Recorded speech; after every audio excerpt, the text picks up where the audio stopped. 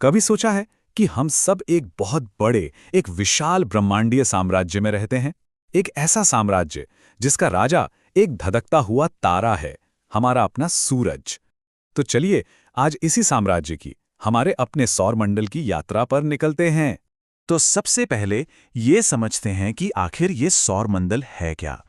देखिए, ये एक सिस्टम है जिसके बिल्कुल बीच में है सूरज। और सूरज की जो ग्रेविटी है, जो गुरुत्वाकर्षण है, वही वो अनदेखी ताकत है जो ग्रहों से लेकर धूल के छोटे छोटे कणों तक हर चीज को अपनी अपनी जगह पर अपनी ऑर्बिट में बांध कर रखती है। अब जरा इस नंबर पर गौर कीजिए, 99.86%। पता है ये क्या है? ये हमारे पूरे सोलर सिस्टम के टोटल मास यानी कुल द्रव्यमान का वो हिस्सा है जो अकेले सूरज में है। इसका मतलब कि सारे ग्रह, चांद, एस्टेरॉइड सब कुछ मिलाकर सिर्फ 0.4% हैं। मतलब सूरज का दबदबा कितना ज्यादा है ये सोचिए। तो जाहिर सी बात है, अगर पूरे सिस्टम को समझना है तो शुरुआत तो हमें इसके राजा यानी सूरज से ही करनी पड़ेगी। तो चलिए झांकते हैं इस धधकते हुए तारे के अंदर। तो ये सूरज आखिर बना किस चीज से है? क्या ये कोई पत्थर या लोहे का गोला है? नहीं, ये असल में गैस का एक बहुत बड़ा, मतलब बहुत ही बड़ा गोला है। इसमें करीब करीब 74% हाइड्रोजन है, 24% हीलियम और बाकी बचा हुआ थोड़ा बहुत दूसरे एलिमेंट्स का मिक्सचर है। और मजे की बात यह है कि यही गैसें सूरज के इंजन को पावर देती हैं। होता क्या है कि इसके सेंटर में, इसके कोर में जबरदस्त प्रेशर और गर्मी की वजह से हाइड्रोजन के एटम आपस में जुड़कर हीलियम बनाते हैं। इसी प्रोसेस को कहते हैं न्यूक्लियर फ्यूजन। और इसी से वो बेहिसाब एनर्जी निकलती है जो हम तक रोशनी और गर्मी बनकर पहुंचती है। चलिए सूरज के अंदर एक छोटा सा सफर करते हैं। कहानी शुरू होती है इसके एकदम सेंटर से, इसके कोर से, जहां तापमान है करीब 1.5 करोड़ डिग्री सेल्सियस। सोचिए, यहां से एनर्जी बाहर निकलना शुरू होती है, पहले रेडिएटिव जोन से, फिर कन्वेक्टिव जोन से। और इस पूरे सफर में पता है कितना टाइम लगता है? हजारों साल।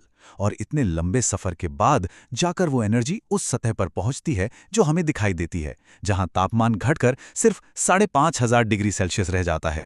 ठीक है, तो सूरज को हमने समझ लिया।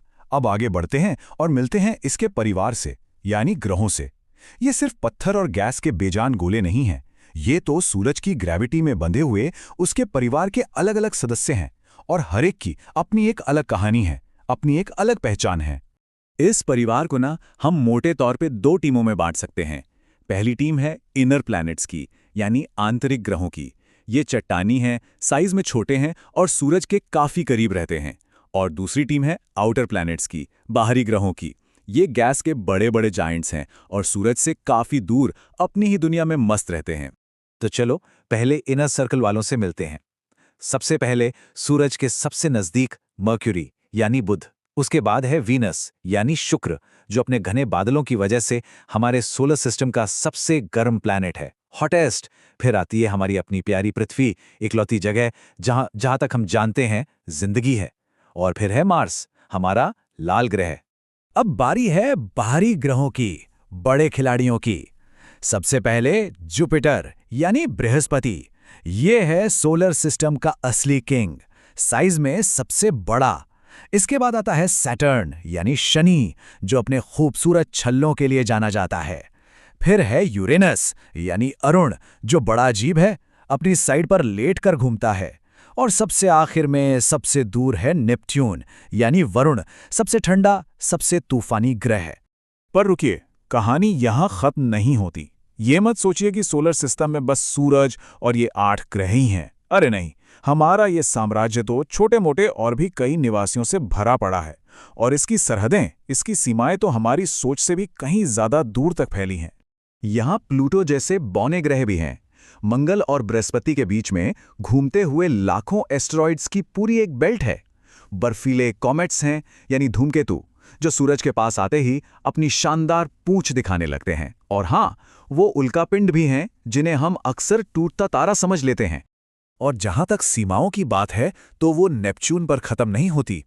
नेपच्यून के भी बहुत आगे है काइपर बेल्ट, जहां प्लूटो जैसे बर्फीले पत्थर तैर रहे हैं। और उसके भी बहुत ज्यादा दूर है ऊट क्लाउड, एक विशाल गोला जहां से ज्यादातर धूमकेतु आते हैं। कह सकते हैं कि ये सूरज के साम्राज्य का बिल्कुल आखिरी किनारा है। तो सवाल उठता है कि ये सब बना कैसे, इसकी शुरुआत कैसे हुई और इस पूरे विशाल सिस्टम में हमारी जगह क्या है। चलिए जरा अपने अतीत और अपनी आज की हकीकत पर एक नजर डालते हैं। कहानी शुरू होती है आज से करीब 4.5 अरब साल पहले। तब यहां बस गैस और धूल का एक बहुत बड़ा बादल था जिसे सोलर नेब्यूला कहते हैं। फिर ग्रेविटी ने अपना काम शुरू किया।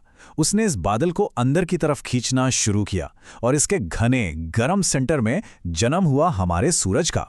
और जो भी मलबा, जो भी धूल मिट्टी आसपास बच गई, उसी से धीरे धीरे हमारे ग्रह, उनके चांद और बाकी सब कुछ बन गया। और ये समझना भी बहुत ज़रूरी है कि हमारा ये जो पूरा साम्राज्य है ना, हमारा सौरमंडल, ये खुद एक और भी बहुत बड़ी दुनिया का हिस्सा है। हम मिल्की वे नाम की एक गैलेक्सी में हैं और इस गैलेक्सी में अरबों तारे हैं।